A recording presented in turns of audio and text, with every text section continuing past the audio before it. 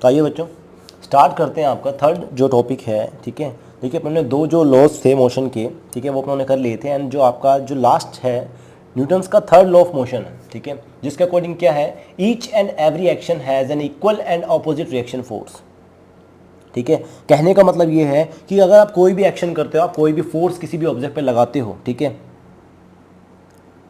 अगर एक्शन आप इस डायरेक्शन में कर रहे हो, ठीक है, तो ध्यान देंगे आपके ऊपर बदले में क्या मिलेगा, रिएक्शन मिलेगा। और ऑलवेज कैसा मिलेगा, ऑपोजिट। डायरेक्शन हमेशा उसकी ऑपोजिट होगी, लेकिन इक्वल अमाउंट का। इक्वल का मतलब क्या है बेटा, ध्यान देंगे, अगर आपने एक्शन किया है 5 न्यूटन का, तो बदले में रिएक्शन भी कितना मिलने वाला है, 5 न्यूटन। सेम मैग्नीट्यूड का ऑपोजिट डायरेक्शन में आपको रिएक्शन मिलेगा। ठीक है, कहने का मतलब ये हुआ कि ऑलवेज जो ये होते हैं, जब भी एक्शन होता है तो वहां पे एक एक्शन रिएक्शन पेयर बनता है। समझ गए? चलिए तो देखो, लेकिन इसमें एक चीज ऐड कर देते हैं कि each and every action has an equal and opposite reaction force. ठीक है, एंड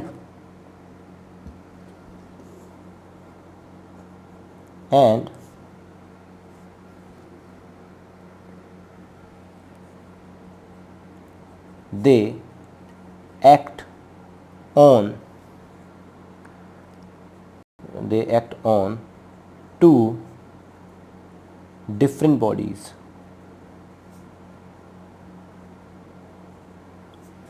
बेटा कंफ्यूज हो जाते हैं सीधा कि है ना, कोई भी एक्शन हो रहा है तो उसके ऊपर रिएक्शन भी उतने में मिलेगा। तो बेटा ऐसे अगर सिर्फ इतनी सी डेफिनेशन पढ़ के अगर अपने छोड़ देना, तो अपने पास में बहुत सारे कन्फ्यूज़न क्रिएट हो जाते हैं। वो कन्फ्यूज़न क्या है कि आपने किसी को पुश किया, या फिर मान लीजिए आप किसी को पुल कर रहे हो, ठीक है, तो आप जैसे मान लीजिए आपने एक टेबल लिया, है ना, एक टेबल है, उसके ऊपर काफ़ी सारा सामान रखा हुआ है, और आप एक टेबल को पुल कर रहे हो, ठीक है, बिल्कुल हल्का सा टेबल है, ठीक है, आप उस टेबल को पुल कर रहे हो। अभी आप इसमें कंफ्यूज मत हो जाना कि कोई भी एक्शन, मतलब मैं कोई भी फोर्स लगाऊंगा तो उसका बदले में उतना ही रिएक्शन, और अपोजिट डायरेक्शन में। तो बेटा बहुत ध्यान से सुनिएगा क्या होता है। कोई भी एक्शन रिएक्शन पेयर का मतलब क्या है, देखिए इसका मतलब तो ये हुआ कि कोई टेबल है, ठीक है, ध्यान देना, ऐसे डाउट्स आपके दिमाग में नहीं आने चाहिए, मैं आपको क्लियर कर देता हूँ इसका मतलब क्या है, एक्शन एंड रिएक्शन क्या। ठीक है, मैंने क्या किया, मैंने इसको पुश किया मतलब मैंने इस पर एक्शन लगाया। एक्शन मतलब एक्शन आपको पता है, अगर मैं किसी टेबल को पुश करूंगा इसका मतलब मैं फोर्स लगाऊंगा, राइट।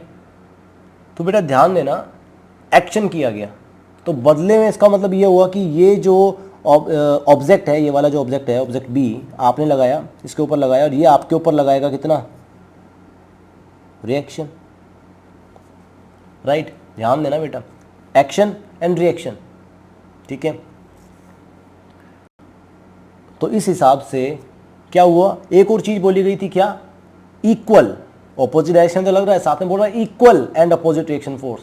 अगर मान लीजिए 5 लगा रहा है तो ये भी 5 लगा रहा है ना, तो बेटा इस अकॉर्डिंग तो देखो, एक्शन आपने 5 किया, रिएक्शन आपको 5 न्यूटन मिल गया, इसके अकॉर्डिंग तो क्या हुआ, ये तो कैंसिल आउट हो जाने चाहिए, ये तो कैंसिल आउट हो जाने चाहिए, राइट। इसके अकॉर्डिंग तो कैंसिल आउट हो जाएंगे न्यूटन्स के लॉ के अकॉर्डिंग। तो क्या आप किसी टेबल को पुश कर रहे हो, और बदले में टेबल भी क्या होगा, आपके ऊपर उतना ही रिएक्शन देगा। जैसे ही आप एक्शन करोगे उतना ही आपको रिएक्शन मिलेगा, तो फिर ये कैंसिल आउट हो जाने चाहिए, है कि नहीं है? फिर तो कोई चीज़ हिलेगी ही नहीं ना। 5 न्यूटन आप लगा रहे हो, 5 न्यूटन में लगा रहे हो। लेकिन एक बात बिल्कुल सही कही गई है कि एक्शन रिएक्शन पेयर बनता है। वो कैसे सही बनता है, देखिए, ये कैंसिल आउट क्यों नहीं होते हैं, ठीक है, ये कैंसिल आउट क्यों नहीं होते हैं, देखिए बेटा, ये जो एक्शन मैं कर रहा हूँ ये मेरे थ्रू टेबल पे किया जा रहा है, ठीक है। सपोज अगर मैं खुद को एक कंसीडर करूँ, एक ऑब्जेक्ट ए है, मैं खुद एक ऑब्जेक्ट ए हूँ, और ये टेबल जो है ये ऑब्जेक्ट बी है, ठीक है। अब मैं क्या कर रहा हूँ, मैं एक्शन किसके ऊपर लगा रहा हूँ, ये एक्शन मैं लगा रहा हूँ, किसके ऊपर लग रहा है, बी के ऊपर लग रहा है, राइट। इसका मतलब मैंने जो फोर्स दिया है वो बी को लग रहा है, और बी किस पे लगाएगा, ये बी आपके ऊपर लगाएगा, राइट। इसका बिल्कुल अपोजिट फोर्स, इसलिए मैं माइनस का साइन यूज़ कर लेता हूँ, कोई दिक्कत नहीं है, मतलब अपोजिट डायरेक्शन में लग रहा है माइनस एफ, ठीक है। तो देखिए बेटा कैंसिल आउट कैसे नहीं होंगे, अगर मान लीजिए, बिल्कुल ध्यान से सुनना बेटा, क्यों नहीं कैंसिल आउट होते हैं, ठीक है। मान लीजिए this is an object C, ठीक है, मैं ए हूँ, I am pushing it and here is object B, it is also pushing it, ठीक है, and with the same amount of force, ठीक है, same magnitude of force, that is 5 newton and here is also 5 newton, ठीक है। अब देखो यार, ये 5 न्यूटन ये लगा रहा है, यही 5 न्यूटन लगा रहा है, किसके ऊपर लगा रहा है, देखिए यहाँ पे क्या है, बहुत ध्यान से समझिएगा,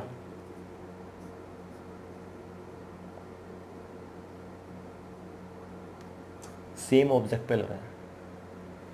आप एक्शन दे रहे हो एक ऑब्जेक्ट को, इधर से भी फोर्स लग रहा है, एक ऑब्जेक्ट के ऊपर लग रहा है, तो बेटा सेम ऑब्जेक्ट पे लग रहा है, ठीक है। और कैसा फोर्स है ये, बैलेंस्ड फोर्स है यार, बैलेंस फोर्स है, सेम ऑब्जेक्ट पे लग रहा है, इसीलिए तो ये क्या हो रहा है, कैंसिल आउट हो रहे हैं, राइट। लेकिन यहाँ पे देखो क्या है बेटा, बहुत ध्यान से देखो, यहाँ पे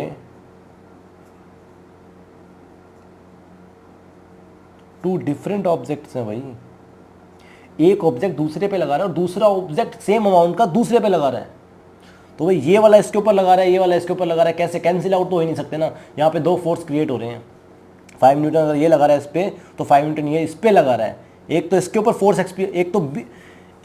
एक तो बी फोर्स एक्सपीरियंस कर रहा है, कौन, ए पे लग रहा है, ठीक है। कहने का मतलब ये हुआ कि ये इस हाथ से धक्का इसको दे रहा है और बदले में बी एक हाथ से धक्का इसको दे रहा है, तो फोर्स तो दोनों ही फील करेंगे ना, वो वाली बात है, ठीक है। तो ये पहली बात तो ध्यान रखो कि टू डिफरेंट ऑब्जेक्ट्स पे लगता है, इसीलिए, ठीक है, ये कैंसिल आउट नहीं होते हैं।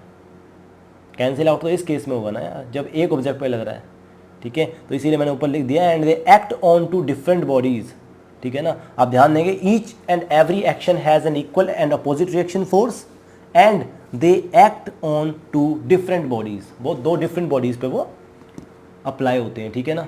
ये आपको समझ आ गया कैसे, ये देखिए, ए अगर बी पे लगा रहा है तो बी ए के ऊपर लगा रहा है, ठीक है ना, 5 न्यूटन इस पे तो 5 न्यूटन इस पे। हाँ, ऐसा थोड़ी ना है कि ये दोनों हाथ एक हाथ से पुश कर रहे हैं, दोनों एक दूसरे को पुश कर रहे हैं इस तरह से, एक इधर से और एक इधर से, ठीक है, तो वो बात अलग है। चलिए अभी देखिए, ये वाला केस अलग हो गया, ठीक है। चलिए अब आपके दिमाग में क्वेश्चन आता होगा कि अगर एक्शन और रिएक्शन इक्वल हैं तो फिर अपने इस ऑब्जेक्ट को पुश कैसे कर सकते हैं। भाई सिंपल सी बात है ना, एक्शन एंड रिएक्शन, भले से 5 न्यूटन इस पे लग रहा है, 5 न्यूटन इस पे लग रहा है ना। अगर ये 5 न्यूटन इस पे लगा रहा है तो ये ऑब्जेक्ट मूव करना चाहिए, लेकिन बदले में ये 5 न्यूटन इस पे लगा रहा है तो ये भी मूव करना चाहिए अपोजिट डायरेक्शन में। तो इस हिसाब से तो ये दोनों अपोजिट डायरेक्शन में तो क्या हो जाएंगे, कैंसिल आउट हो जानी चाहिए। मतलब वैसे ऑब्जेक्ट मूव तो नहीं करेगा ना, कैंसिल आउट नहीं होंगे तो क्या हुआ, ऑब्जेक्ट तो मूव नहीं करेगा, लेकिन फिर भी जब अपने इसको पुश करते हैं तो ये आपको पता है कि ये टेबल हिल जाती है। सोच के देखिए बेटा, थोड़ा सा दिमाग लगाओ, मतलब है ना, सिंपल सा कराना होता तो मैं करा देता, सीधी सी बात, क्या each and every action has an equal and opposite reaction force. लेकिन ये है ना, बहुत सारे आपके दिमाग में क्वेश्चंस डाल देता है। ईच एंड एवरी एक्शन मतलब कोई भी फोर्स लगाएंगे, एक्शन करेंगे तो रिएक्शन सेम रहेगा, ऐसा तो हो ही नहीं सकता, ठीक है ना। तो इसके बारे में थोड़ा सा डिटेल में पढ़ो ताकि हर क्वेश्चन आपको क्लियर होना चाहिए, ठीक है। देखिए कैसे, टू डिफरेंट ऑब्जेक्ट, पहले आउट तो आपको बता दी कैंसिल आउट क्यों नहीं होते हैं, क्योंकि ये टू डिफरेंट बॉडीज पे लगते हैं, राइट। ये अगर इस पे लगा रहा है तो ये वाला इसके ऊपर लगा रहा है, अगर एक ऑब्जेक्ट पे लगते तब कैंसिल आउट होते हैं, ठीक है ना। कभी भी दो ऑब्जेक्ट पे अलग अलग फोर्स लग रहे हैं तो दोनों ऑब्जेक्ट पे अलग अलग फोर्स लग रहे हैं तो कैंसिल आउट नहीं हो सकते हैं, पहली बात तो ये, ठीक है। चलिए दूसरी बात, ठीक है, कि फिर ये टेबल मूव कैसे करता है। अगर मान लीजिए एक्शन और रिएक्शन, अगर action and reaction, let me silent my phone, अगर एक्शन और रिएक्शन हो रहे हैं, इक्वल हैं, तो ये ऑब्जेक्ट मूव कैसे कर रहा है, फिर ये एक आदि मूव, इनमें से दोनों में से एक ऑब्जेक्ट मूव कैसे करता है, ये बताइए। तो देखिए, देखो बेटा, इसको समझने के लिए मैं आपको एक एग्जांपल से समझाता हूँ, ठीक है, फिर आपको समझ आएगा कि कोई भी टेबल, न्यूटन क्या कहता है, कहाँ से वो पेयर बनता है, क्या होता है ये पेयर, ठीक है। तो वो देखो, समझो, मैं ना आपका एग्जांपल लेता हूँ, ठीक है। आप दो जने हो, ठीक है, यू आर टू पीपल, ये लीजिए,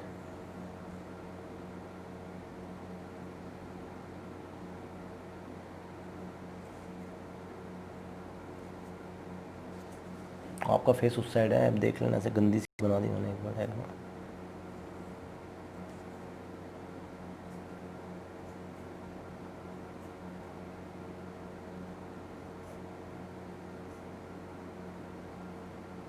ठीक है, एक ये आपका हाथ है, ठीक है, और ये आपका दूसरे बंदे का हाथ है, ठीक है। चलिए बना देते हैं।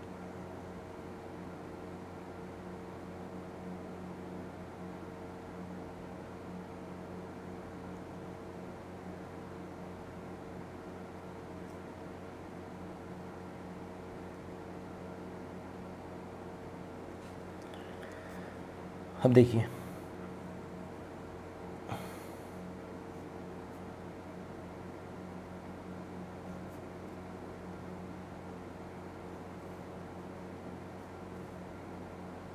ये लीजिए, देखिए दो पर्सन है, ठीक है। एक थोड़ा सा मोटू है, एक थोड़ा सा पतलू है, ठीक है। दिस इज मोटू, लिख देते हैं हमने, मोटू पतलू। अब आपको पता है मोटू पतलू में से अगर कोई अपने खींचेंगे तो ऑलवेज क्या होता है, इनर्शिया इसका ज़्यादा होगा, ये खींच के लेके जाएगा। इसका मास ज़्यादा है, मोटू भाई साहब है, पतलू वो है, पतलू साथ में आ जाता है ना। तो यार वाह बताओ, आप इसको पुल कर रहे हो, है ना। अभी ध्यान से सीखना मैं क्या बताना चाह रहा हूँ, उसको समझना कि एक्शन रिएक्शन आपको पहचानना है बेटा, ठीक है। एक एक्शन तब होता है तो वहाँ पे रिएक्शन भी होगा ही होगा, ये बात आप ध्यान रखेंगे। अब देखिए, जब मैं इसको खींचता हूँ, ध्यान दीजिएगा, एक क्वेश्चन है आपके लिए, साथ में क्वेश्चन भी और साथ में सॉल्व भी करेंगे। जब मैं इसको खींचता हूँ तो आपको पता है कि मैं इस तरफ पुल करूँगा और ये बंदा जो है वो इस तरफ पुल करेगा, ठीक है। ये दो चीज़ें हो गई। अब एक बात बताइए, जब मोटू भाई साहब इधर खींचेंगे, पतलू भाई साहब इधर खींचेंगे, मोटू भाई साहब ने जब खींचा तो एक्शन किया, किसके ऊपर किया, इस ऑब्जेक्ट के ऊपर, ठीक है। बदले में क्या हुआ, पतलू भाई साहब अगर कुछ ना भी करें तो इसका मतलब तो ये भी रिएक्शन देंगे ना, इक्वल अमाउंट में रिएक्शन आएगा। इस हिसाब से तो मोटू पतलू में से कोई जीतेगा ही नहीं।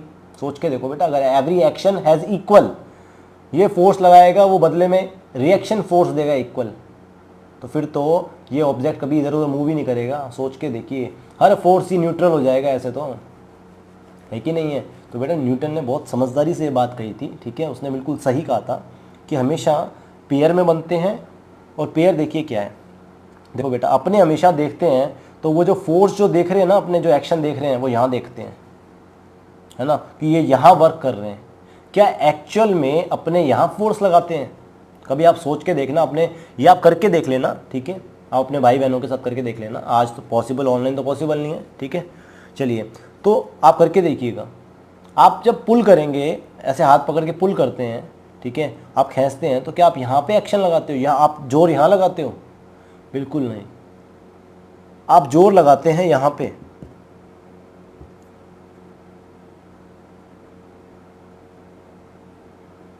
या आपके मस्कुलर फोर्स लगता है यहाँ पे मसल्स में, ठीक है। मेन जो जोर होता है वो आपका यहाँ होता है, पैरों पे। आप जमीन को धक्का देते हो बेटा, और कोशिश करते हो, जैसे टग ऑफ वॉर के अंदर आपने देखा है, टग ऑफ वॉर में क्या होता है, ये रॉप है और जो बंदे होते हैं वो इस तरह से हाथ से खींच रहे होते हैं, ठीक है, और अपनी बॉडी से इस तरह से पीछे पुश करते हैं, इसको ऐसे पीछे की तरफ में पुश करते हैं। और ये वाला जो ऑब्जेक्ट होगा, ये रस्सी को खींचेगा ऐसे, राइट। एक दूसरे को पीछे की तरफ में खींचते हैं। जोर कहाँ लगा रहे हैं? तो बेटा जोर यहाँ पे, यहाँ लगाते हैं, ज़मीन पे, इस पे, और ज़मीन से खुद को पीछे धक्का देते हैं ना। तो बेटा आप एक बात बताइए, एक्शन हो कहाँ रहा है? सोच के देखिए, ये एक्शन होता है यहाँ, एग्जैक्टली यहाँ। कहाँ? देखो, ये ऑब्जेक्ट अगर जोर लगाएगा तो कैसे लगाएगा? कोशिश करेगा वो और ये ऑब्जेक्ट ऐसे,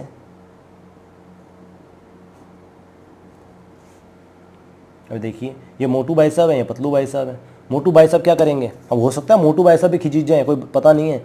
तो मोटू भाई साहब क्या करेंगे? जोर यहाँ नहीं देंगे, ये तो हमने पकड़ रखा है। एक्चुअल जोर कभी भी आप लगाओगे ना, फील करके देखना, आप हमेशा पैरों से टाइट करते हो।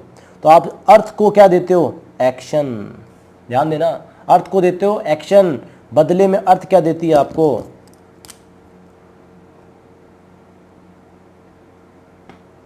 रिएक्शन, ठीक है। सेम यहाँ पे होगा, ठीक है,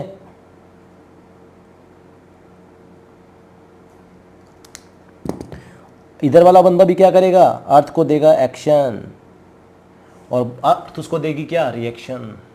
ध्यान दीजिएगा, एक्शन बंदा यहाँ नहीं कर रहा है।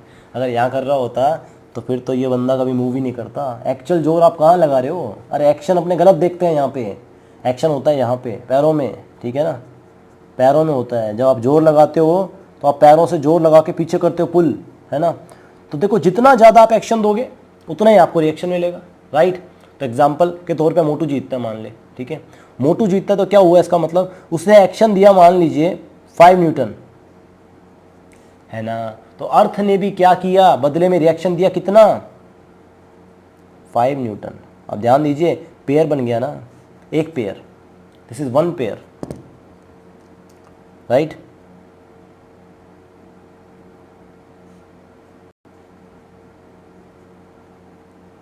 ठीक है, दिस पेयर इज, एक पेयर बन गया, ठीक है।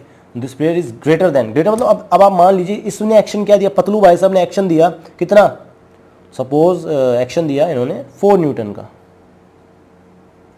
बदले में कितना मिलेगा इनको रिएक्शन, रिएक्शन भी 4 न्यूटन। तो 4 न्यूटन के फोर्स से खींचेंगे, ये 5 न्यूटन के फोर्स से खींचेगा। तो इसीलिए क्या होगा, अब देखिए एक पेयर तो वो था और एक पेयर ये है, ठीक है, फर्स्ट पेयर, और ये हमारा हो गया second action reaction pair, action reaction. अब देखिए बेटा, first pair is greater than second pair, हुआ कि नहीं हुआ। ये 5 न्यूटन है, ये 4 न्यूटन है, मतलब ये जो एक्शन कर रहे हैं वो 5 न्यूटन का कर रहे हैं और ये 4 न्यूटन का कर रहे हैं। बदले में इनको ज़्यादा फोर्स मिलेगा कि नहीं मिलेगा, क्यों, क्योंकि इक्वल अमाउंट में इसको रिएक्शन मिलेगा। इक्वल अमाउंट में रिएक्शन मिलेगा तो पीछे की तरफ धक्का कितना मिलेगा इसको, जितना ये एक्शन करेगा उतना इसको धक्का मिलेगा पीछे, 5 न्यूटन का, इसको मिलेगा 4 न्यूटन का। तो ऑब्जेक्ट कहाँ जाएगा। अब डेफिनेटली ये जो पेयर है, जो फर्स्ट पेयर है, is greater than the second pair, ठीक है। तो ग्रेटर देन सेकंड पेयर तो क्या होगा, ये पेयर बड़ा है तो ये वाला पेयर इधर पुल कर लेगा।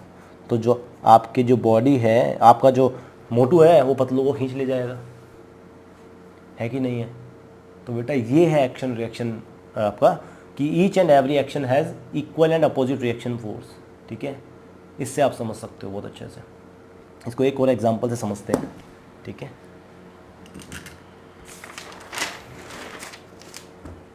जैसा टेबल का एग्जांपल ले लीजिए, या टेबल का ले लीजिए, घोड़ा गाड़ी का ले लीजिए, कैसा भी ले लीजिए।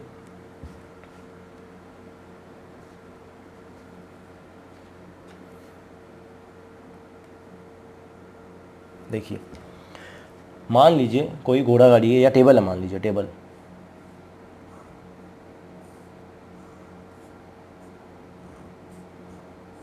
ये टेबल है, थोड़ा मोटा है कोई बात नहीं। अब देखो मैंने यहाँ से इसको पुश किया, मेरे को या तो इसको पुल करना है या मेरे को इसको पुश करना है। पुश करना होगा तो मैं क्या करूँगा,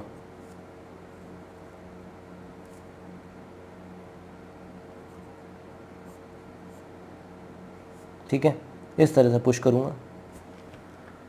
अरे है कि नहीं है, ऐसे पुल करूँगा ना, इसको पुश करूँगा, सॉरी। देखिए और जब मैं इस तरह से पुश करूँगा तो क्या होगा, देखिए मैं एक्शन दूंगा यहाँ पे ऐसे, राइट, और बदले में इसको रिएक्शन क्या मिलेगा, ऊपर, राइट। टेबल जो है आपको पता है टेबल, अब इसको जब आप इधर धक्का दे रहे हो, इसको जब धक्का दे रहे हो तो आपको पता है बेटा कि फ्रिक्शन फोर्स है, ठीक है, फ्रिक्शन फोर्स है। और ये आपको पता है कि ये इसका मास है, इनर्शिया है, ठीक है, इसका वेट है। वेट मतलब होता है बेटा mg, mg is also weight, weight मतलब फोर्स ही है ये, ठीक है। तो बदले में टेबल दे रहा है बेटा नीचे की तरफ में, ठीक है, और बदले में इसको रिएक्शन क्या मिल रहा है, राइट, बदले में रिएक्शन मिल रहा है। या आप ऐसे भी कह लो फ्रिक्शन फोर्स भी लग रहा है नीचे, रगड़ लगती है ना, रगड़, फ्रिक्शन फोर्स आपको पता है अपोजिट डायरेक्शन है, मोशन की अपोजिट डायरेक्शन में। वो तो चलो मोशन होगी जब की बात है, पहले आपका इनर्शियल फोर्स जो है रेस्ट का वो लगेगा, एक्शन रिएक्शन, ठीक है। अब सपोज ध्यान दीजिएगा, सपोज इसका जो मास का इनर्शिया जो वेट वगैरह है वो है आपका 15 न्यूटन, और हमारे यहाँ पे ना कोई छोटी सी बच्ची है वो इसको जोर लगा रही है, एक्शन इसको दे रही है मुश्किल से 5 न्यूटन का। अब ये 5 न्यूटन का जोर यहाँ से लगा रही है एक्शन, तो इसको मिलेगा कितना, रिएक्शन कितना, 5 न्यूटन का। एंड ये 15 न्यूटन है तो इसको रिएक्शन कितना मिलेगा, 15 न्यूटन। अब देखिए बेटा which pair is greater, this one, right. इसीलिए ये वाला पेयर आपका बड़ा हो जाएगा। तो एक जब ये पेयर बड़ा हो जाएगा तो बेटा टेबल नहीं मूव होगा। क्यों? क्योंकि आपका जो एक्शन रिएक्शन पेयर है वो ज़्यादा बड़ा हो गया। बिकॉज देखिए force is directly proportional to mass, ठीक है। किसी ऑब्जेक्ट का अगर मास ज़्यादा है तो फोर्स भी ज़्यादा होता है, ये आपको पता है। Force is directly proportional to M, right. आपको पता ना force is directly proportional M A के एम ए किया था अपनों ने इसको, है ना। तो फोर्स इज इक्वल टू क्या था, एम ए। तो यार यहाँ पे देखो ना, अगर इसको कांस्टेंट मान लिया जाए, ए को हटा दिया जाए, यूनिट मान ली जाए एक, तो क्या हो जाएगा, F is directly proportional to M. मतलब जितना ज़्यादा मास उतना ही फोर्स भी ज़्यादा हो जाएगा भाई, समझे। और जितना मास कम उतना फोर्स भी कम। कहने का मतलब एक मोटू बंदा जो होगा, वही बात सेम मोमेंटम वाली सी बात आ गई, आपको बताया गया था वहाँ पे, P is equal to M V, right. तो फोर्स क्या होगा, मास के ऊपर डायरेक्टली प्रोपोर्शनल करता है, ठीक है। जितना ज़्यादा, देखिए जितना भारी ऑब्जेक्ट होता है उसको मूव करने में अपने को उतना ही ज़्यादा जोर आता है। तो एग्जैक्टली सेम, ठीक है ना, क्योंकि मास ज़्यादा तो फोर्स भी ज़्यादा लगेगा, ठीक है। तो हल्की ऑब्जेक्ट को इसीलिए अपने मूव कर जाते हैं और हैवी ऑब्जेक्ट को नहीं कर पाते हैं। क्यों? क्योंकि यहाँ पे जो mg लग रहा है, अब वो अपने ग्रेविटेशन चैप्टर में पढ़ेंगे mg वगैरह क्या होता है, वेट की बात कर रहे हैं, ठीक है। तो वेट इज़ नॉट मास, ठीक है ना। वेट डिफरेंट चीज़ है, मास डिफरेंट चीज़ है, राइट। वेट के अंदर मास के साथ में ग्रेविटेशनल जो आपका एक्सेलरेशन ड्यू टू ग्रेविटी है वो जुड़ जाता है, ठीक है।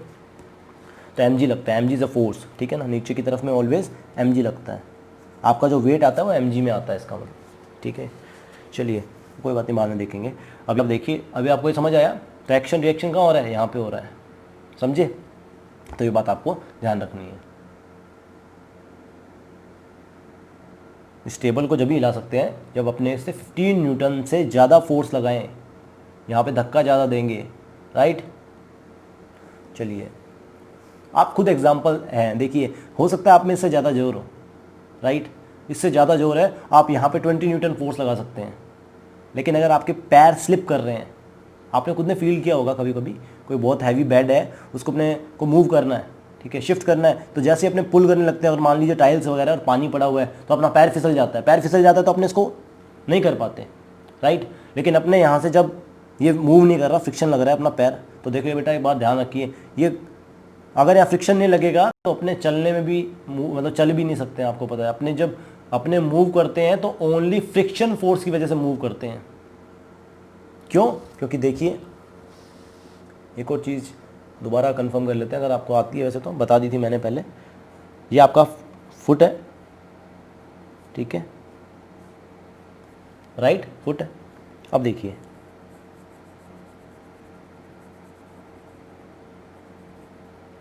आपके जो टायर्स हैं, ठीक है, टायर्स में आपके जो ट्रेड्स वगैरह होते हैं, ट्रेड्स में तो समझते हो जो उन पे दरारें वगैरह होती हैं, ठीक है। तो वो क्यों बनाई जाती हैं? ताकि उस रोड की ग्रिप अच्छी रहे, मतलब रोड से ग्रिप अच्छी रहे उन टायर्स की, समझे। तो अब देखिए क्या होता है, सरफेस कांटेक्ट जरूरी है, आपको पता है फ्रिक्शन के लिए। अब आपको चलना है सपोज, ठीक है, ये एक सरफेस है, ठीक है, मैंने आपको बताया था ना पानी आ जाता है बीच में, अपने गिर जाते हैं। तो यहाँ देखिए अब ये सरफेस के ऊपर मेरा पूरा पैर है, ठीक है, मैं इसको राउंड कर देता हूँ एकदम, ताकि आपको ये रहे कि इसका नीचे का सरफेस एरिया आपको दिखाई दे रहा है, ठीक है। ये लीजिए, ये आपका शू है, ठीक है, नीचे का एरिया भी आपको दिखाई दे रहा है। अब देखिए जब मैं इसको नीचे रखूँगा तो आपको पता है ये पूरा जो आपका जो शू है इस तरह से वो पूरी सरफेस को कवर कर लेता है ना, इस तरह से लग गया। अब आप जब इसको ऊपर रखते हैं, ठीक है, तो क्या होता है, ठीक है। अब देखो, अब इस सरफेस के साथ में आपका जब कांटेक्ट होगा तो क्या होगा, कुछ ज़्यादा ही करती है इधर। एक काम करते हैं, इसको पूरा फिल कर देते हैं, ये आपका शूज़ ही मान लेते हैं, ठीक है। मेरा तो कहने का मतलब यहाँ पे था जितना ज़्यादा एरिया होगा उतना ज़्यादा फ्रिक्शन फोर्स बढ़ जाएगा, ठीक है ना। चलिए कोई बात नहीं, ये आपका शू है, ठीक है। अब सरफेस कौन सी है आपकी, ये सरफेस है सपोज़,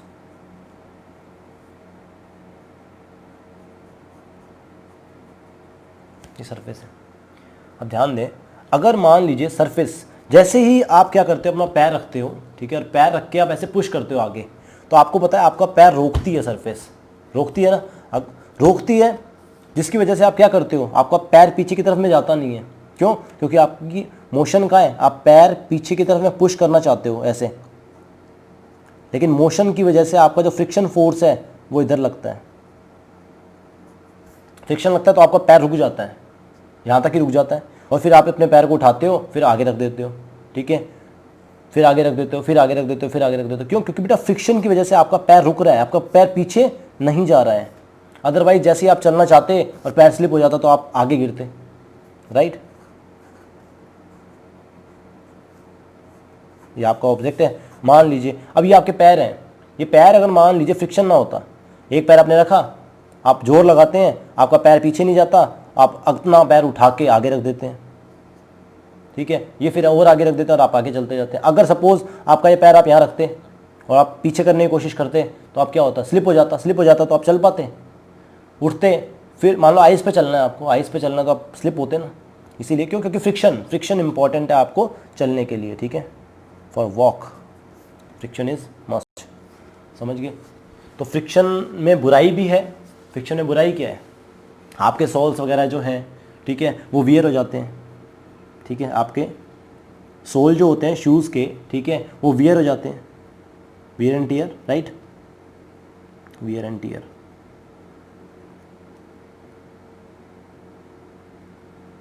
मतलब कट फट जाते हैं, आपके जूते घिस जाते हैं, ठीक है, और आपके जो टायर्स हैं वो, और फ्रिक्शन की वजह से, ओवरकम करने की वजह से, वहाँ पे जब फ्रिक्शन होता है तो फ्रिक्शन की वजह से हीट भी प्रोड्यूस होती है। मतलब आप हीट यहाँ पे एग्जांपल ले सकते हो टायर्स का। टायर्स जब रोड के ऊपर साथ में चलते हैं तो टायर्स बहुत गर्म हो जाते हैं, राइट, तो वो हीट से नुकसान भी होता है, ठीक है। फ्रिक्शन से आपकी जो मशीनरी है, मशीन के अंदर जो पार्ट्स होते हैं, मैकेनिकल पार्ट्स होते हैं, ठीक है, उन मैकेनिकल पार्ट्स में डैमेज होता है। मैकेनिकल पार्ट्स क्या होते हैं, डैमेज होते हैं, घिस जाते हैं। होगा कि नहीं होगा डैमेज? मशीन से है वो घिस जाती हैं, आपकी जो कोई भी मशीन है वो चल रही है तो कंटिन्यूस जो मेटल्स वगैरह हैं वो घिस जाते हैं, राइट। तो बेटा ये फ्रिक्शन फोर्स जो है बहुत इंपॉर्टेंट होता है चलने में भी, और इसके कुछ लॉस भी हैं, ठीक है, वो मैंने आपको बता दिए, ठीक है। आपके जो टायर्स होते हैं उनमें आपने देखा होगा प्रॉपर पैटर्न होता है। जैसे मान लीजिए ये टायर बनाता हूँ आपका, ये टायर है मान लीजिए, ठीक है, टायर, तो इसमें आपको प्रॉपर पैटर्न मिलता है इस तरह से।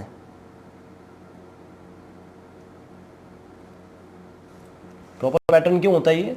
ताकि आपकी रोड के साथ में ग्रिप बनी रहे, ठीक है। क्यों? क्योंकि देखिए इसमें गैप्स होते हैं, ठीक है, इनमें गैप्स होते हैं आपके टायरों के बीच में। टायरों के बीच में गैप्स होते हैं तो क्या होता है, अगर मान लीजिए पानी भी आ जाए तो पानी इन गैप्स के बीच में फिल हो जाता है, ठीक है, आपका कॉन्टैक्ट ना टूटे सरफेस के साथ में, ठीक है। जैसे मान लीजिए यहाँ पे एक गैप है ये, ठीक है, तो इस गैप के अंदर पानी चल जाएगा, अगर पानी भी है तो थोड़ा बहुत, तो आपकी जो सरफेस है उसके साथ में आपको कॉन्टैक्ट बना हुआ है यहाँ से ऐसे, ठीक है ना। तो ये आपके ट्रेड्स वगैरह होते हैं टायरों में फ्रिक्शन बनाने के लिए, ताकि ग्रिप मजबूत रहे आपकी रोड के साथ में, ठीक है। तो फ्रिक्शन एक बहुत इंपॉर्टेंट थिंग भी है। और चलिए अब आपका एक और एग्जांपल समझ लेते हैं, आपका थर्ड लॉ ऑफ मोशन, उसके बाद में करते हैं फिनिश, ठीक है। फिर लास्ट आपका टॉपिक बचेगा, that is conservation of momentum, ठीक है, कि मोमेंटम हमेशा कंजर्व रहता है। अब देखिए हो, तो अब इसे समझें, एक आपकी है ओ, ठीक है,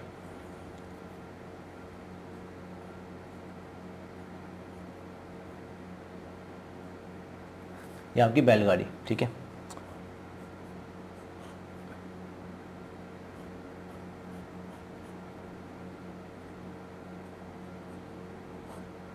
ये आपकी बैलगाड़ी है। और देखिए बैल या आपकी जो भी हॉर्स वगैरह कुछ भी, ठीक है। अब यहाँ से इसको एक हॉर्स है, ठीक है,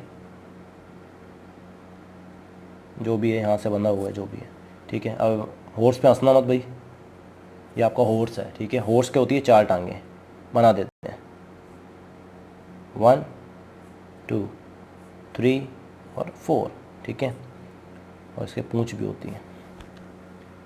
अब क्या है, लिख देता हूँ, आप नहीं तो कहोगे ये हॉर्स थोड़ी ना, चलिए हॉर्स है ये, ठीक है। या समझ लीजिए एक चींटी है, चींटी एक गाड़ी को पुल कर रही है, इट्स एंट, ठीक है। अभी एंट है, ये पुल कर रही है गाड़ी को, तो देखो क्या होता है कि कैसे पुल करती है। कभी कभी आपने देखा होगा कि घोड़ा आगे से खड़ा हो जाता है लेकिन वो मूव नहीं कर पाता है। क्यों? क्योंकि इसके अंदर बहुत ज़्यादा क्या होता है, लोड होता है। ये लोड है, ये सारा सामान, इट्स अ गुड्स, ठीक है। गुड्स मतलब सामान भरा हुआ है इसके अंदर। जब सामान भरा हुआ है तो आपको पता है मास है, इसका मास है, तो आपको पता है टायरों के ऊपर बहुत ज़्यादा जोर लगेगा। क्यों? ताकि उसमें लगेगा बेटा mg आपका, ठीक है। तो मतलब आपका जो ये बॉडी है, ये क्या कर रही है, ये एक्शन कर रही है, ठीक है। और बदले में आपकी जो सरफेस है, ठीक है, ये इसको क्या दे रही है,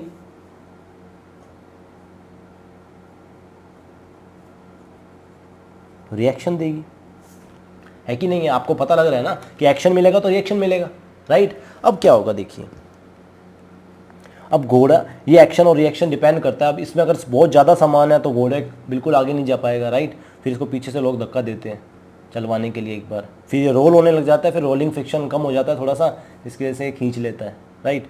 बट ध्यान देंगे, अगर अपने यहाँ सोचें कि यहाँ पे फोर्स लग रहा है, एक्शन रिएक्शन लग रहा है, तो बेटा फिर तो ये कैंसिल आउट हो जाएंगे, मूव ही नहीं करेगा। एक्शन रिएक्शन यहाँ लगता है। आप सोच के देखिए, घोड़ा जोर लगाता है, कहाँ लगाता है? इसके ऊपर जोर लगाता है, हवा में उड़ के लगाता है क्या इसके ऊपर जोर तो बेटा वो सरफेस से ही लगाता है कि नहीं है? वो सरफेस को देता है क्या, एक्शन, और बदले में उसको क्या मिलता है, आगे चलने का रिएक्शन, ठीक है ना। तो ये डिपेंड करता है, ये एक्शन रिएक्शन पेयर आपका जो बन रहा है ये क्या है, समझ गए। अगर ये बड़ा हो जाता है तो घोड़ा इधर मूव करता है, और अगर आपका ये रिएक्शन एक्शन रिएक्शन पेयर है तो ये फिर रेस्ट पे रहता है। समझ रहे हो ना? ये आप बात अच्छे से समझ लेना, ठीक है। तो इस तरह से एक्शन रिएक्शन पेयर यहाँ बन रहा है। एक्शन रिएक्शन पेयर यहाँ नहीं देखोगे, इस जगह पे अगर एक्शन रिएक्शन पेयर देखोगे तो बेटा घोड़ा एक्शन इधर थोड़ा ना कर रहा है, इधर से थोड़ा ना खींच रहा है, सीधा पैरों से जोर लगा रहा है, ठीक है। तो आपको ये देखो बच्चों, आपको एक चीज़ पता चल गई कि एक्शन और रिएक्शन जो आपका थर्ड लॉ है न्यूटन का, वो क्या है, ठीक है, कि every action has equal and opposite reaction force, और दोनों अलग अलग बॉडीज़ पे लगते हैं। जैसा कि आप यहाँ देखें, ठीक है, कि ये जो बॉडी है ये उसको फोर्स जो लगा रही है, एक्शन जो लगा रही है, वो सामने अर्थ पे लगा रही है, ठीक है, और ये अर्थ लगा रही है किसके ऊपर, इसके ऊपर। तो ये दोनों डिफरेंट ऑब्जेक्ट्स पे लग रहे हैं, इसीलिए कभी भी कैंसिल आउट नहीं होते हैं, ठीक है। Two different object, two different bodies, ठीक है। चलिए अब देखिए, यहाँ पे देखो बेटा, ये एक्शन लगा रहा है किसके ऊपर, अर्थ के ऊपर, और बदले में जो अर्थ है वो रिएक्शन दे रही है किसको, आपके ऑब्जेक्ट के ऊपर, जिसकी वजह से अपने मूव करते हैं, राइट, अपने मूव करते हैं, राइट, अपने भागते हैं। कैसे भागते हैं? जैसे ही अपने जो आपकी अर्थ है, अर्थ के ऊपर जैसे ही आप बैठते हैं और अपने आप को पुल करते हैं आगे की तरफ में, पुश करते हैं आगे की तरफ में, तो आप अर्थ को पुश करते हो पीछे की तरफ। अभी आप अर्थ को पीछे की तरफ में पुश करते हो तो अर्थ, आप नीचे फोर्स लगाते हो, नीचे फोर्स लगाते हो तो आप आगे की तरफ में भागते हो ना। जब आपको तेज भागना होता है तो आप क्या करते हैं, आपने बहुत जोर से अर्थ को पीछे की तरफ में धक्का देते हैं, एक्शन देते हैं, राइट। बदले में अपने को रिएक्शन मिलता है और अपने आगे मूव करते हैं। इसका मतलब अपने अंदर होता है एक्सेलरेशन। होगा कि नहीं होगा? अपने में एक्सेलरेशन होता है। देखिए बेटा, F is equal to m into A, ठीक है। फोर्स जो आपका होता है वो m इंटू ए होता है, राइट। इसका मतलब आपका जो एक्सेलरेशन है वो, ध्यान देंगे बेटा, ठीक है, आप एक्शन कर रहे हो, इसका मतलब उसमें एक्सेलरेशन तो होना बनता ही है। कहने का मतलब अर्थ जो आपके ऊपर रिएक्शन दे रही है, अभी ऊपर आपने देखा, अर्थ जब अपने को रिएक्शन देती है तो अपने आगे भागते हैं, इसका मतलब अपना मास है और उसके अंदर कितना एक्सेलरेशन हो रहा है, वो उस फोर्स की वैल्यू आती है। एक्सेलरेशन, अपने अंदर एक्सेलरेशन हो रहा है, कहने का मतलब एक्सेलरेशन मतलब अपने मूव कर रहे हैं। आपको पता है अपनी इनिशियल वेलोसिटी, अपने रेस्ट पे थे, घोड़ा रेस्ट पे था, लेकिन जैसे ही एक्शन करता है तो वो आगे चलता है कि नहीं चलता, उसको पुल मिलता है आगे, राइट, चलने के लिए। या अपने भागते हैं तो जैसे अपने एक्शन देते हैं तभी अपने रिएक्शन मिलता है, उस रिएक्शन की वजह से अपने आगे भाग पाते हैं। आपने सोच के देखा ना, जैसे अपने को रिएक्शन एक्शन अपने देते हैं क्या, अब जैसे बाइक है, बाइक की टायर्स हैं, टायर्स जैसे घूमेंगे तो क्या होगा, टायर्स जो होते हैं वो पीछे की तरफ में एक्शन देते हैं अर्थ को, ठीक है, एक्शन पीछे की तरफ में। ये चलते कैसे हैं, ऐसे चलेंगे, ऐसे चलेंगे तो ये एक्शन दे रहे हैं इसको इधर की तरफ, और जिसकी वजह से इसको रिएक्शन मिलता है बाइक को किधर, इधर, ये आगे भागती है ना। तो बेटा जब इसने एक्शन दिया इसका मतलब फोर्स लगाया, और फोर्स लगाने का मतलब है कि वहाँ पे एक्सेलरेशन होता है। ये बात तो फिक्स है ना कि जब आपने फोर्स लगाया तो उस चीज़ में एक्सेलरेशन होगा। फुटबॉल थी, फुटबॉल को किक किया तो एक्सेलरेशन होगा, वो आप आगे जाएगी, है कि नहीं है, एक्सेलरेशन होता है, आपने सीखा हुआ है ये, right. F is equal to M A का मतलब, तो जब यार ये एक्शन कर रहा है तो एक्सेलरेशन होना बनता है, ठीक है। अपने जब पुश करते हैं अर्थ को तो अपने आगे भागते हैं बहुत तेज, ठीक है। इसका मतलब अर्थ जो अपने पे रिएक्शन कर रही है, जिस उसकी वजह से अर्थ जो अपने पे रिएक्शन कर रही है, रिएक्शन फोर्स जो अपने पे लगा रही है, उसकी वजह से अपने में एक्सेलरेट हो रहे हैं, ठीक है। तो अपने ने भी तो अर्थ को एक्शन दिया था, अरे अपनों ने भी तो फोर्स दिया है। फोर्स का मतलब है ma, है कि नहीं है। तो इसका मतलब तो अर्थ में भी एक्सेलरेशन होना चाहिए ना। फिर अर्थ क्यों नहीं मूव करती, अर्थ क्यों नहीं भागती। जायज़ सी बात है, बिल्कुल जायज़ बात है कि अपने एक्शन दे रहे हैं, फोर्स दे रहे हैं, इसका मतलब अर्थ में भी तो एक्सेलरेशन होना चाहिए। ये हमारी अर्थ है, ठीक है। ये हम छोटे से हैं, राइट। जब हम अर्थ को एक्शन देते हैं तो ये बदले में रिएक्शन देती है और हम भागते हैं। तो हमने एक्शन दिया तो ये भी तो मूव करेगी फिर, ऐसे, है कि नहीं है। सोच के देखो, है ना, बिल्कुल होता है, ठीक है। लेकिन इसको समझने के लिए यहाँ देखिए बेटा, अगर मैं एक्सेलरेशन की वैल्यू को फाइंड करूँ तो क्या होगा, m नीचे जाएगा, ठीक है ना, F अपॉन में m हो जाएगा ना। एक्सेलरेशन की फाइंड करूँ तो acceleration is equal to F upon m। इससे अपने को एक चीज़ पता चलती है कि जितना ज़्यादा फोर्स उतना ज़्यादा एक्सेलरेशन, है कि नहीं है। एक ही बात है, जितना ज़्यादा फोर्स मतलब जितना ज़्यादा फोर्स उतना ही एक्सेलरेशन, ठीक है। या फिर जितना ज़्यादा मास उतना ही फोर्स, कुछ भी कह लो आप, ठीक है। लेकिन अगर एक्सेलरेशन की वैल्यू फाइंड करें तो देखो जरा क्या होता है, acceleration is equal to F upon m।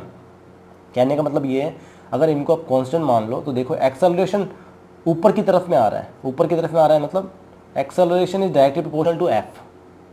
मतलब जितना ज़्यादा फोर्स लगाओगे उतना ही ज़्यादा एक्सेलरेशन होता है बॉडी में, ये बात तो आपको पता ही है, ठीक है। तो F is directly proportional to A, या A is directly proportional to F, ठीक है, कुछ भी कह लो।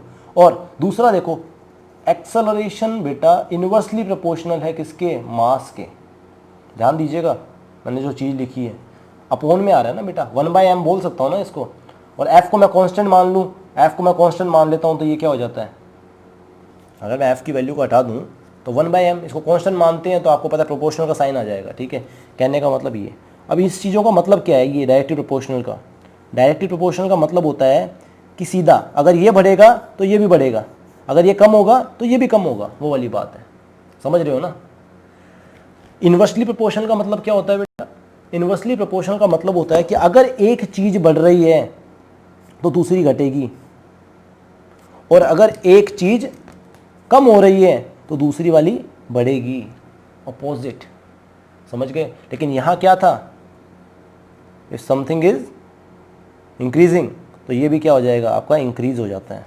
और अगर मान लीजिए घट रहा है तो ये भी घटेगा, समझ गए, ध्यान रखिएगा, क्लियर। तो आपको यहाँ पे ये याद रखना है ज़रूर कि एक्शन ये मिल रहा है तो रिएक्शन ये मिल रहा है, ठीक है ना, जिसकी वजह से दोनों में एक्सेलरेशन होता है, ठीक है। अब एक्सेलरेशन कितना होता है अर्थ में वो भी देखिए, अर्थ है ये आपका ऑब्जेक्ट है, अब देखिए कितना होता है, तो मैं इसी से यहाँ से आंसर निकालता हूँ। Acceleration is inversely proportional to 1/m, ठीक है, या इन्वर्सली प्रोपोर्शनल टू मास। तो देखो या कह दूँ acceleration is directly proportional to 1/m, एक ही बात है, ठीक है। चलिए देखिए क्या होता है बेटा, अर्थ इस ऑब्जेक्ट के कंपैरिजन में कितनी है, बहुत ज़्यादा ह्यूज है ना, बहुत ज़्यादा बड़ी है कि नहीं है। अब देखो जब बहुत ज़्यादा बड़ी है तो क्या होगा, देखो जितना ज़्यादा मास, अब अर्थ का मास और ऑब्जेक्ट का मास क्या है, ऑब्जेक्ट का मास है कुछ किलो के, और अर्थ का मास कितना होगा, बहुत ज़्यादा। जितना ज़्यादा मास उतना कम एक्सेलरेशन, है कि नहीं है। जितना ज़्यादा मास उतना ही क्या है, कम एक्सेलरेशन, बिल्कुल सही है। अब देखो और ऑब्जेक्ट का मास कम है तो उतना ही ज़्यादा एक्सेलरेशन होगा। तो जितनी छोटी चीज़ है उसमें ज़्यादा एक्सेलरेशन होता है, याद आपको पता है। एक फुटबॉल पे किक मारोगे बहुत तेज़ जाएगी, और यही अगर मान लीजिए कोई बहुत हैवी, अगर मैं बॉल रख देता हूँ या कुछ रख देता हूँ ऑब्जेक्ट, ठीक है, राउंड, उसको अगर मैं किक मारने का कहूँ तो वो नहीं जाएगी। एग्जांपल ले लो, आप थ्रोइंग करते हो ना, जो आपके वो क्या बोलते हैं उसको, गोला वाला जो एक सॉलिड बॉल होती है, ठीक है, आयरन की, और अपने उसको थ्रो, वो डिस्कस थ्रो या वो आते हैं ना, वो बॉल जो थ्रो करते हैं अपने, ठीक है, स्पोर्ट्स का नाम याद नहीं आ रहा क्या है एक्चुअल पार्टिकुलर नेम क्या है। तो जब उसको अपने थ्रो करते हैं तो वो बॉल देखो कितना हैवी होता है, जिसकी वजह से अपने उसको थ्रो नहीं कर पाते हैं प्रॉपर, बहुत दूर नहीं फेंक पाते हैं। अगर यही अपने हाथ में कोई अगर छोटी टेनिस बॉल होती तो अपने उसको बहुत दूर तक फेंक सकते थे, राइट। एग्जैक्टली क्या हुआ, जितना ज़्यादा मास उतना ही कम एक्सेलरेशन उसमें, है कि नहीं है। चलिए भैया, जितना ज़्यादा मास उतना ही, चलिए देखते हैं अभी। तो देखो मास, तो अर्थ का मास क्या है बेटा, earth mass is very very very more, ठीक है, बहुत ज़्यादा है, मैक्सिमम है, किसके कंपैरिजन में, ठीक है, जब बहुत ज़्यादा है अर्थ का मास, किसके कंपैरिजन में, ऑब्जेक्ट के कंपैरिजन में, ऑब्जेक्ट्स मास बहुत कम है ना, ऑब्जेक्ट का मास बहुत कम। तो देखो बेटा क्या होगा, इसमें एक्सेलरेशन क्या होगा, एक्सेलरेशन क्या होगा, बहुत ज़्यादा मास तो एक्सेलरेशन नेग्लिजिबल आ जाएगा आपका, ठीक है, नेग्लिजिबल बिल्कुल ना के बराबर, एक्सेलरेशन बिल्कुल नाम मात्र, मतलब बिल्कुल होगा ही नहीं। क्यों, क्योंकि मास बहुत ज़्यादा है, ठीक है, लेकिन ऑब्जेक्ट का मास क्या है, बहुत कम है, सो एक्सेलरेशन कितना होगा, मैक्सिमम।